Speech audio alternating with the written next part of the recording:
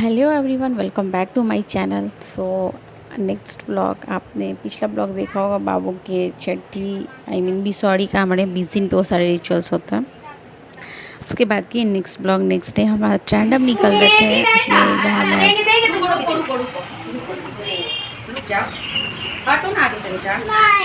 देंगे तुमको भी। बोले तो देखो बताए ना तुम्हारे लिए। लो कहाँ ले मामा में ही डाल दे। पोथी में दे वो डाल दो। पोथी ना, अच्छा पॉलीथीन को पोथीन बोल। और 14 बोल रहा था। नहीं मुझे दीजिए जल्दी मुझे जल्दी दीजिए। पहली बार 14 का बता रहा हूँ। 14 मामा पहले मैं जल्दी जाओ कुछ बैठ जाओ। हम आते पापा के साथ आए हम तो। जाओ बैठ जाओ तो।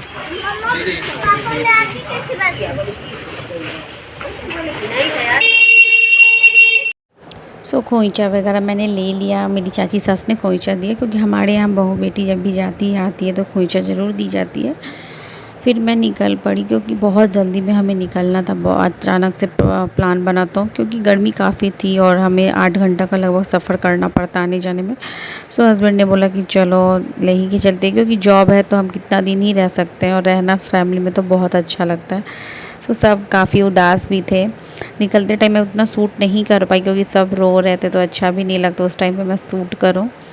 और ये बहुत मतलब सौभाग्य की बात कही जाएगी। बहू बेटी तो जाती तो सबके घर पे सब रोते हैं, बट बहू जब जाए तो ऐसे सास लोग रोते हैं तो बहुत अजीब सा लगता है। मन तो मेरा भी नहीं कर रहा था कि मैं जाऊँ, और मेरा मन लगता भी नहीं है ऐसे अकेले में।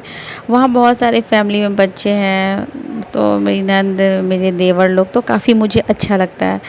और ये यहाँ की फैमिली भी मेरी बड़ी है, तो वहाँ ऐसे बाबू से भी सबको काफ़ी अटैचमेंट हो गया था।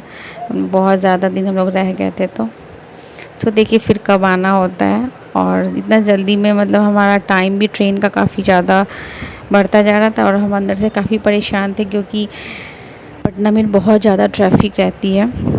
इस वजह से लग रहा था कि ट्रेन हमारी मिस ना हो जाए। बस भगवान से मैं यही प्रे कर रही थी। काफ़ी टेंशन में हो गया था माहौल, क्योंकि इतनी ट्रैफिक थी, और बस हम पहुँचे हैं और हमारी ट्रेन खुल गई। ऐसा हो गया था, क्योंकि बच्चों के साथ और लगेज बहुत सारे हो जाते हैं, और मैं बेबी होने के बाद फ़र्स्ट टाइम जा रही, तो इसके बहुत सारे लगेज हो गए थे मेरे मायके से।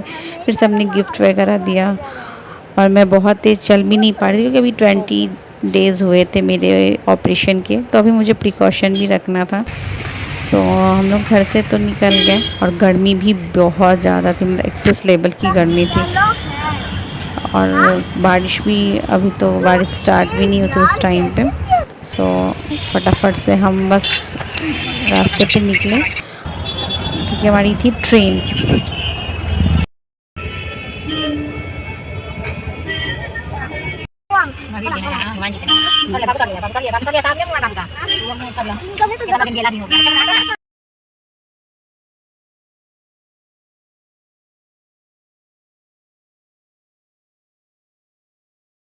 सो फाइनली मैं पहुंच गई भगवान की कृपा से स्टेशन, बस थोड़ी देर पहले। यहाँ पापा मतलब मेरे ससुर खड़े थे, तो मैं उनके साथ फटाफट से निकल पड़ी। वो बाबू को लेके बोले कि चलने को, कि लगेज इतने ज़्यादा हो गए थे और कुली भी नहीं मिल रही थी हमें इतनी जल्दी में। पर फैमिली का सपोर्ट होता है तो आप कोई भी काम और कहीं पे भी कर सकते हैं। सो मेरे ऐसे पापा और ये सारे देवर लोग आए थे, तो बहुत जल्दी से सब चीज़ हो, क्योंकि मैं बेबी को भी नहीं ले सकती थी, ना ही कुछ सामान उठा सकती थी, और मुझे खुद भी चलना बहुत दिक्कत लग रहा था, क्योंकि बहुत दिनों के बाद मैं इतना मतलब थोड़ा लॉन्ग डिस्टेंस पे से पैदल वॉक कर रही हूँ। सो धीरे धीरे करके मैं गई, क्योंकि अभी भी मेरी वेट उतनी ज़्यादा नहीं कम हुई है जितनी होनी चाहिए। सो देखते हैं कब तक कम होती, क्योंकि अभी मैं ज़्यादा डाइटिंग भी नहीं कर सकती हूँ, क्योंकि बेबी को फीड करना तो आपको हेल्दी फूड खाना ज़रूरी होता है। प्लस अभी मेरी 3 मंथ्स नहीं हुए, तो मैं एक्सरसाइज भी नहीं कर सकती। सो अभी बहुत ज़्यादा कुछ हम कर भी नहीं सकते हैं। और वही नॉर्मल वाले में है कि आप कुछ भी करिए, ऐसा कुछ नहीं होता। अजवाइन का पानी वगैरह तो लेती हूँ, और गुनगुना पानी, बट हर चीज़ अभी नहीं कर पाती। सो फाइनली हम पहुँच गए अपनी ट्रेन के पास, और बैठ गए, और जैसे बैठे ही हमारी ट्रेन 1 मिनट भी नहीं वेट की और वो खुल पड़ी। तो सब बहुत सैड हो गए थे, मतलब ये लोग भी बहुत रो रहे थे। बहुत अजीब लगता है कहीं जाओ रहो और फिर चले आओ, अच्छा नहीं लगता, लेकिन क्या ही कर सकते हैं, जिसका जहाँ नौकरी है वहाँ तो रहना पड़ेगा ही। फिर खाना वाना खाने के बाद मैं ऐसे ही लेट गई, क्योंकि मेरा भी मन बिल्कुल नहीं लग रहा था वहाँ से आने के बाद। फिर मैं आती हूँ तो लगता है कब जाऊँ, वहाँ भी अच्छा लगता है बट यहाँ हस्बैंड को दिक्कत होने लगती, इसलिए मैं ज़्यादा दिन रह नहीं पाती। ऐसे तो प्लान था कि अभी और रुकने का, बट बाबू का भी स्कूल ओपन हो गया था और इनको भी प्रॉब्लम हो रही थी, सो हम सब वापस आ गए थे। वापस आने के बाद थोड़े दिन आपको आदत होने में लगती है, क्योंकि 1 हफ्ते तक आप रह जाओगे तो फिर वहाँ की हैबिट हो जाती है। और रास्ते में हमें बारिश मिली कितने दिनों के बाद में, बहुत सुकून दे रहा था, क्योंकि मतलब हम बारिश का वेट कर रहे थे। इतनी ज़्यादा तेज़ धूप हो रही थी और गर्मी की मतलब एक्सट्रीम लेवल की गर्मी है, और उस बीच आपको थोड़ी सी बारिश हो जाए तो काफ़ी अच्छा फ़ील होता है। सो काफ़ी अच्छा लग रहा था, और सफ़र करो और बारिश आए, ऐसे कुछ कुछ खाते वाते जाओ तो बहुत अच्छा लगता है। तो हम पहुंच चुके थे बनारस। सो बनारस के यहाँ पे आप देख सकते हैं विंडो से, बस अब आने वाला ही था बनारस। और कितना सुंदर वेदर हो रहा है। बाबू ने कुछ भी नहीं खाया तो मैं उसके लिए मैगी आया, तो बच्चों को तो पता ही है कि मैगी वगैरह जितने ये सब फालतू की चीज़ें दे दो तो वो उन्हें अच्छा लगता है। सो उसके साथ साथ मैंने पनीर पकौड़ा भी ले लिया था। अभी बहुत ज़्यादा तो ऑयली नहीं खाना था, बट मेरा मन हो रहा था तो 1-2 मैं खा ली, बहुत ज़्यादा तो भी नहीं। मैं अपनी रूटीन भी शेयर करूँगी आप लोगों से कि किस तरीके से डाइट वगैरह लेना चाहिए, क्योंकि जब फीड कराना होता है तो काफ़ी आपको एनर्जी की ज़रूरत होती है। ज़्यादा ही दे दिया तो क्या कर, पूरा गिरता है ये।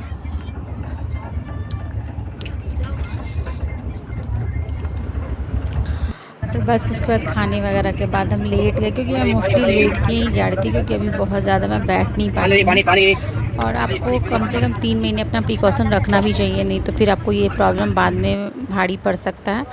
और यहाँ आप देख सकते हैं गंगा मैया आगे, आप लोग भी दर्शन कर लिए। ये बनारस का घाट है। सो यहाँ पे अभी धूप थी तो इसलिए भीड़ नहीं थी। गर्मी, क्योंकि इतनी ज़्यादा गर्मी हो रही है ना, मतलब सब लोग परेशान है जो जहाँ पे है। और ये है काशी स्टेशन, और दोपहर की टाइम थी। यहाँ बाबू रो भी रहे थे तो मम्मी लेके उसको चुप करा रही है, और उसे ठंड लग रही थी, मैंने उसे चेंज करके कपड़ा फुल पहना दिया, क्योंकि बाहर में तो गर्मी थी। और फिर मैं उसके बाद रेस्ट करने लगी, क्योंकि मेरा मन बिल्कुल नहीं लग रहा था। क्या आप लोग का भी बच्चा इतना बड़ा हो गया और खाने में परेशान करता है? मेरा तो ये बेटा बिल्कुल ही नहीं खाता, खुद से तो खाना दूर, और हम लोगों से भी नहीं वो खाता है प्रॉपर तरीके से। उसके खाने के लिए हमने क्या क्या ख़रीद भी रहे थे, घर से खाना लाए थे वो भी, फिर भी ये मतलब इनका बहुत नखरा होता है। तो मैंने फिर राइस लिया कि राइस खा ले, वो भी 2-3 चम्मच खा के उसने छोड़ दिया। घुमाऊंगा, और इन दोनों की बात हाँ नहीं थी। करो मत। अच्छा मैम गई सी और बाबू खुश खुश खुश बाबू। गोद में लिए भी बहुत परेशान हो गया था, तो मैंने सोचा कि इसे लेटा देते हैं। और फाइनली हम अपने डेस्टिनेशन पे पहुंच गए। और हमने जैसे बाहर निकले इतनी गर्मी लग रही थी, मतलब लग रहा था कि हमें चक्कर आ जाएगा। मतलब मुझे तो और भी दिक्कत हो रही थी, क्योंकि अभी क्या बनता है ना कि दवा वगैरह इतना हाई चलता है पावर का, कि गर्मी कुछ ज़्यादा ही मुझे लगती है। पहले भी मुझे ज़्यादा गर्मी लगती थी और अभी भी, मतलब अभी बर्दाश्त भी नहीं होता है। बहुत मूड स्वेलिंग वगैरह मुझे अभी भी बहुत ज़्यादा होता है। मैं अचानक से मतलब परेशान हो जाती हूँ। फिर हम घर के लिए निकल गए, क्योंकि रात भी बहुत, हमारी ट्रेन काफ़ी लेट पहुँची थी, टाइम के अकॉर्डिंग नहीं आई। बट घर आने के बाद हम बाहर खड़े हैं, मतलब कमरे के पास। फिर थोड़ी सी बात वगैरह करके और हम चले गए अपने रूम में, क्योंकि फ़र्स्ट टाइम बेबी आता तो बहुत सारे लोग देखने के लिए एक्साइटेड होते। सो यहाँ मिली ये भाभी, उसके बाद फिर हम रूम में गए तो मम्मी हमें वेट करने के लिए बोली, क्योंकि फ़र्स्ट टाइम था तो इसकी वेलकम करनी ज़रूरी थी, मम्मी ने ऐसा बोला। सो यहाँ हो रही है बाबू की वेलकम। सो मेरे साथ साथ मम्मी बोली कि सब फैमिली पे सब लोग खड़े हो जाओ, तो काफ़ी अच्छा लगा। और बस हम गर्मी से बहुत परेशान थे हम सारे, क्योंकि कहीं से आओ तो और भी अजीब लगता है, घर बंद वगैरह रहता है तो और भी गर्मी लगती है। सो ये था मेरे आज का ब्लॉग। सो आप आगे देखें और एंजॉय करें और कमेंट में ज़रूर बताइएगा कि ब्लॉग कैसी लगी।